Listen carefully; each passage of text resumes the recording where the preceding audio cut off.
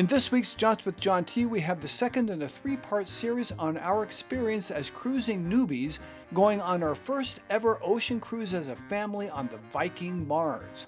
We'll do a tour of the stateroom, discuss all of the ship's amenities, and I will rank every restaurant on board. And by ranking may surprise you.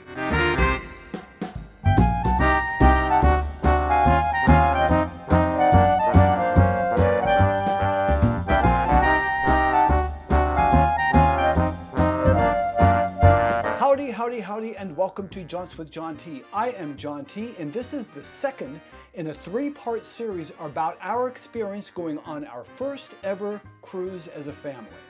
Now, I did decide to break this video up into two separate videos. The second video, which I will be putting up at the same time, is a detailed stem-to-stern, top-to-bottom tour of the entire ship. So if you are going to be taking a Viking cruise and you want to know exactly what the cruise ship is like and the layout, then you should check that video out. I will have a link to that video in the description for this video, and I will also put a link to that video at the end. Now first, the details. We're a family of four, myself, my wife Andy, and our two grown kids, Nat and Charlie. We took a 7-night, 8-day cruise to Iceland aboard the Viking Mars. Now this video is going to focus on our experience on the ship itself. Now, one thing that is important to point out, and I'm sure this won't be the last time that I say this, is that every Viking Ocean cruise ship is by and large identical. That means that everything that I tell you about this particular ship, was the Viking Mars, can also be applied to all of the other cruise ships in the Viking ocean-going fleet. Now first I'm going to give you a tour of our stateroom, and I'll also discuss some of the differences between the different types of staterooms that you can book on the cruise ship. After that, I will discuss some of the different offerings on the cruise ship, including food and drink, entertainment, shopping, and the spa.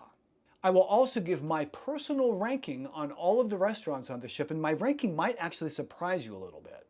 Now, if you're interested in everything that happened before the cruise, such as packing and preparing and signing up and doing all that sort of thing, then I will also put a link to the first video in this series, which covers all of that, in the description for this video. Speaking of that, I did discover there were a few things that I said in that video that were incorrect. The biggest one was that I said in that video that since we had a deluxe veranda stateroom, we were able to make the reservations for our excursions 67 days out and reservations for spa appointments and restaurant reservations 30 days out. That was not correct. We were able to make our reservations for excursions 107 days out and our reservations for the spa and for the restaurants 60 days out. Sorry, my bad. Also, I should point out that Viking actually appears to be changing those timings, so you should definitely check on their website if you book a cruise to make sure how long in advance you can make those reservations. Also in that first video, I mentioned comfort check-in, and when you do comfort check-in, they take your picture, and I speculated that that picture would end up on some sort of ID that we would carry with us around the ship.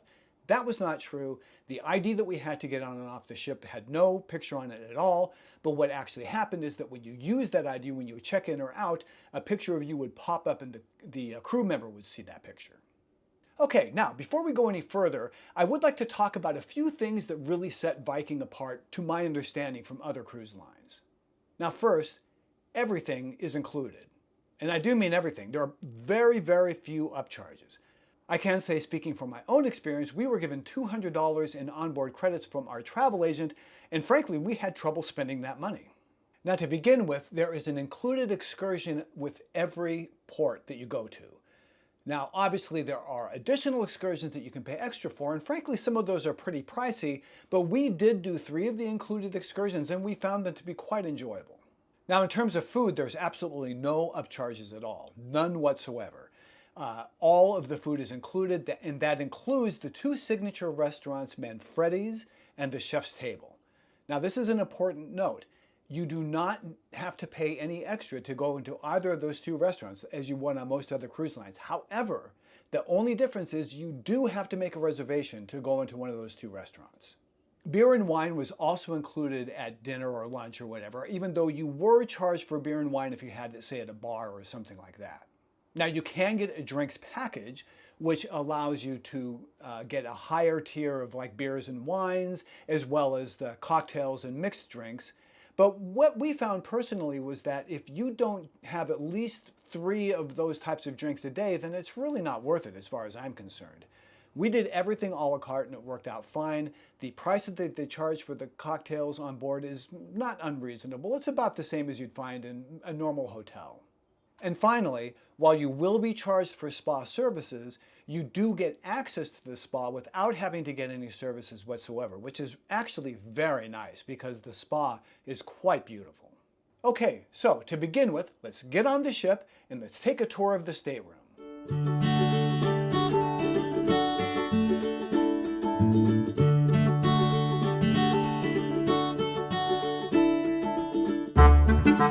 We are stateroom 4008, so let's take a look. This is a deluxe veranda stateroom, and when you first come in, you've got the bathroom, which is actually pretty big, with soap and such things. Showers. Pretty nice. It's fairly big. I was actually expecting the bathroom to be quite a bit smaller than this. It's not bad at all. The bathroom includes products with body wash, shampoo, conditioner, and body lotion. The bathroom also has heated floors, which is very nice. And then there's some drawers here. Oh, this is a safe. I actually knew that, but I was just kidding. There's a safe there, and then there's drawers here, so a fair bit of storage. A little coffee service here. And then over here is a closet, hanging space, and they give you robes, and there are slippers down there as well, an umbrella because it rains here a lot. And these doors actually are very stiff, which makes sense because they don't want them opening and closing as the ship moves. The bed is a queen-size bed and looks pretty comfortable. And there are 2 chairs here, and then a desk on the other side. Now, this is a veranda room, so it's fairly narrow. The penthouse rooms are wider, and this, of course, is if I can open it. It's locked. Okay, there we go. Oh, hello. This is the veranda, which is what's up? and there's Charlie in the next room. It's beautiful. I'm eating the snacks. Good.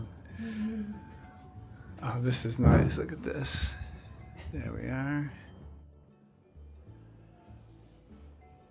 When we were looking at the details of this cruise, one question that we kind of asked ourselves was, which side is better, the port side or the stern side?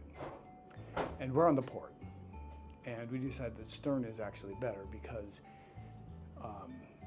the ship is going to be, it goes that way, and it's going to be going basically clockwise. So the other side, the stern side, is generally going to be pointed more towards the shore than the port side, which we're on. But for the day that we're here in port, we definitely have the better view. This is absolutely magnificent. They already delivered our luggage, which was very fast. We've only been here for about 10 minutes and they already delivered the luggage, so that was quick. When we checked in at the tent there, they gave us this little packet, which came with all of the information about our excursions. Now, on the subject of storage, it's a cruise ship. It's a small room. It doesn't have a huge amount of storage, but it has a closet here, and we basically used every hanger that we had available here. And then it has these 4 drawers here, which are a little bit bigger. 3 drawers, sorry. And then there are 3 more drawers over here. This is actually the safe. And then there are 3 more drawers here that are a little bit smaller. Now, first of all, this is a cruise to a colder climate, so we had to bring a lot of fairly large things, you know, like warm clothes. And also, it's a cruise that has a dress code for dinner, so we had to bring some. It's not an onerous dress code, but it's a dress code nonetheless. Basically you can't wear jeans and t-shirts and things like that. No jeans. That was kind of the big thing. So because of that, we, you know, brought quite a bit of clothing for that as well. Bottom line is, we brought a lot of stuff, and we were able to get everything, mostly everything, basically everything. We could have used a few more hangers, but we got everything into the hangers or in the drawers. And also, you know, like on most cruise ships, there's room underneath the bed for you to put luggage. So all of our luggage went underneath the bed, which is very convenient. And now we are going to go down to the restaurant for like a safety muster drill type of thing. So I'm going to go get Charlie and Annette, and we're going to head on down. Now, before I continue with the rest of my thoughts on the cruise ship, please be sure to like this video. Be sure to share this with friends who you think might find it interesting. Please be sure to comment. Let me know what you think. Have you been on a Viking cruise? Have you been on a cruise to Iceland? I really would like to hear. But most importantly of all, please be sure to subscribe. Subscribe and hit that notification bell, because that way you'll be notified of every video that I have in this series. Let's talk a little bit about the different types of staterooms that Viking offers. The first level is the veranda and the deluxe veranda, which are 270 square feet. Those are the smallest staterooms that you will find on a Viking Ocean ship. I also note that they have a veranda, and all Viking staterooms have verandas, and none, according to Viking, have an obstructed view. Basically, there really aren't any bad staterooms on Viking, and specifically, there are no interior staterooms. Now, the only differences between the veranda and the deluxe veranda staterooms is that with the deluxe veranda stateroom, you can book your excursions about a week ahead of time. Also, with the deluxe veranda staterooms, you can book spa appointments about 60 days out, and you can also make reservations, one reservation for each of the 2 specialty restaurants, also 60 days out. Note that with the veranda stateroom, you can't make a reservation either at the specialty restaurants or at the spa until you get on board. Now, the other difference between the veranda and the deluxe veranda is basically location, with the deluxe veranda staterooms having the more desirable locations on the ship. Next are the penthouse veranda staterooms, which are about 338 square feet. From what I can tell, they're pretty much exactly the same as the veranda staterooms. The biggest difference is that they're a bit wider, and so therefore they have a little bit more room, and of course that means the veranda is also wider. The penthouse junior suite is larger still at 405 square feet. Next, there are the Explorer Suites, which are somewhere around 757 square feet up to 1,138 square feet. Now, the size of these suites are going to depend on their location of the ship, with some of them being at the very forward part of the ship and some of them being at the very aft. Finally is the Owner Suite, which is 1,448 square feet, and each ship only has one owner's suite.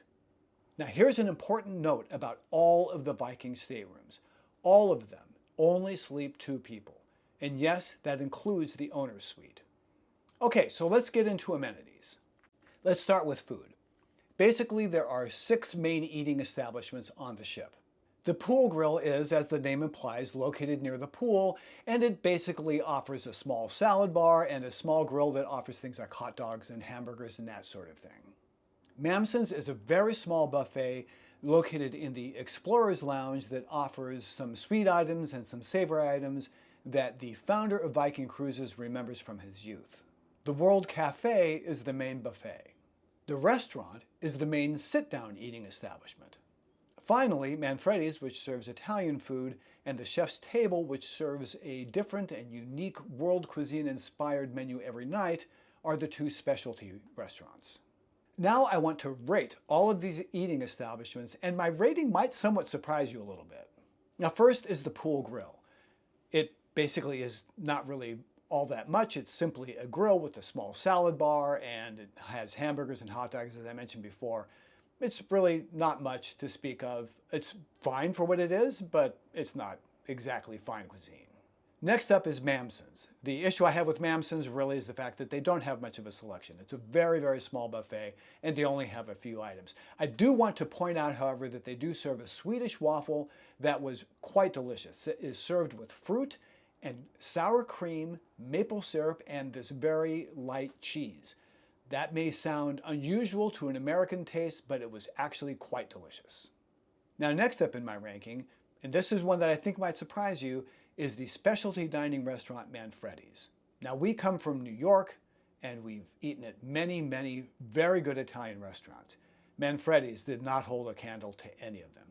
It was okay, I guess, and maybe some people might really like it, but we found it to be uninteresting.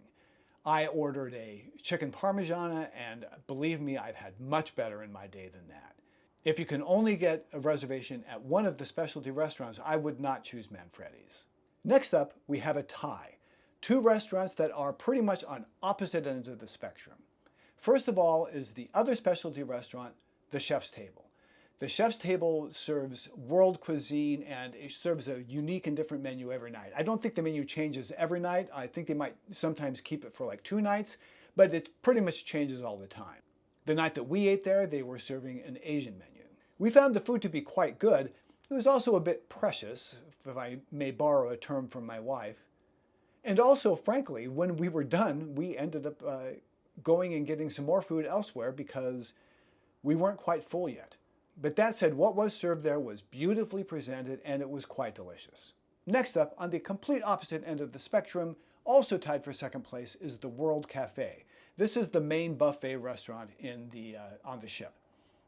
The food there was quite good. It's buffet food, so you have to temper your expectations around it being buffet food, but it was really quite good, and they had a very good selection. One thing that the World Cafe did exceptionally well was the desserts. The desserts were quite delicious, and there were many different desserts to choose from.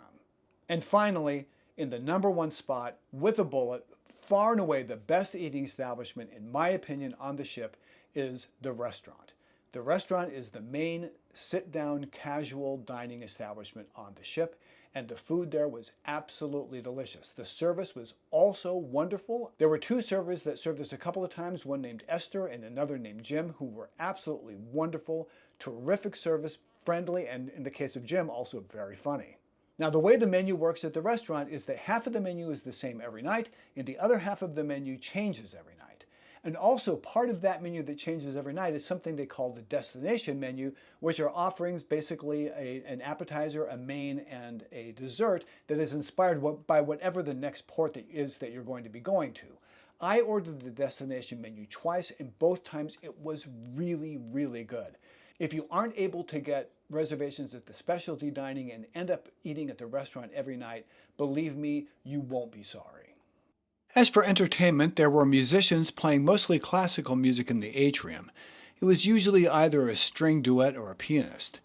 There were also musical performances in different spots around the ship, and in particular in the Star Theater, where there were also sometimes speakers who talked about upcoming destinations. I have to say that much of the entertainment seemed a bit old-fashioned and stodgy, although the assistant cruise director gave a musical performance that was wonderful, and the standout by far was a singer-guitarist named Paolo who performed in the Torshavn Lounge. And speaking of lounges, in addition to Torshavn, which was one of my favorites, there were additional bars throughout the ship, including one in the Explorer's Lounge and one in the restaurant. Okay, let's move on to some other amenities. The pools, hot tubs, and the pool decks were very nice, very nicely appointed, and they were never crowded. Of course, this was a cruise to Iceland, so it was never very warm, so I think that's one of the reasons they weren't that crowded. But then again, the main pool is covered, so it was always very pleasant in there, but still it was never really very crowded. I did use both hot tubs, and they were both fine, but they were a bit small. The outdoor infinity pool was nice, but unfortunately, because a lot of the times that we were out, they had kind of rough seas, they didn't keep it at its top level, so you didn't really have that infinity pool effect. Unfortunately, I never actually had the chance to use the main pool. I just never got to it. And as I said, the seas were kind of rough, so that pool kind of sloshed around quite a bit. Now, the other public areas are where the ship really shines. The Explorer's Lounge, the living room, the atrium, the Aquavit Terrace, and the Winter Garden were all quite wonderful. They were inviting spaces and were just wonderful places to just sit and read a book or look out at the ocean. The spa was absolutely beautiful. As I mentioned before, unlike some other cruise ships and frankly some hotels, you don't need to book a spa appointment in order to use the spa facilities. They include a large, kind of warm pool. It wasn't exactly a hot tub, but it was warm. And there was a section of it that had bubbles as well. There was also another hot tub with, of course, even warmer water. There were also 2 cold water bucket dunks, as well as a dry sauna and a cold room. Each dressing room, the men's and the women's dressing room, also had a steam sauna and a cold plunge. Now, I tried all of them. Yes, including the cold ones. The cold room was seriously cold, and the cold water bucket dunk was quite invigorating, even though I learned the hard way that you have to be careful to make sure you get all the way under the bucket before you pull the cord. The cold plunge, unfortunately, was particularly difficult to get into because it was kind of shallow, and so it was really hard to kind of get all the way in. Okay, lastly, let's talk about shopping. Or let's not talk about shopping because, frankly, there really isn't very much shopping to speak of. There are 3 retail stores on board. One is a very high-end jewelry store. One is a store where they sell, things like sweaters and cups and mugs and that sort of thing, and, different decorations for the house, that sort of thing. And the third is kind of a miniaturized version of a high-end duty-free store. Now, as I mentioned, one of these stores serves, I guess, what you'd consider to be regular items like clothing and cups and decor and that sort of thing. But they didn't sell anything, and I mean nothing, with a Viking logo. No Viking logo merchandise at all. They didn't even sell this Viking mug. The only reason I got this is because I got it from Charlie, who's a travel agent. There were no shirts, no sweaters, nothing. I think that was really a missed opportunity. Speaking for myself, I definitely would have purchased some Viking logo merchandise if they had it for sale. They also don't sell anything that you would find sort of on the ship. Nothing inspired by the decor of the ship or anything like that. And that also, I think, is a real missed opportunity. I definitely think people would buy things like some of the dinnerware, the glasses, or the things that they use to serve on the ship because they're really all very beautiful. And I know, speaking for myself, I would have been tempted to buy some of that. Well, that is going to do it for this edition of Jaunts with John T. I hope you enjoyed it. And if you did, please be sure to give us a like, as that really does help the channel out. Now, here at Jaunts with John T, we go on jaunts around the world, around the country, around the state, around the city, and sometimes just around the house. And if that sounds like fun to you, please be sure to subscribe and hit that notification bell, because that way you'll be notified of future videos. Also, if you're interested in more videos about my experience as a newbie going on our first ever Viking cruise, then you can click right here to go to that playlist. Also, if you want to see my video that does a complete stem to stern, top to bottom tour of the entire cruise ship, you can see that by clicking right here. Now, that's going to do it for now. I am John T, and until I can figure out a better sign off, thanks for watching.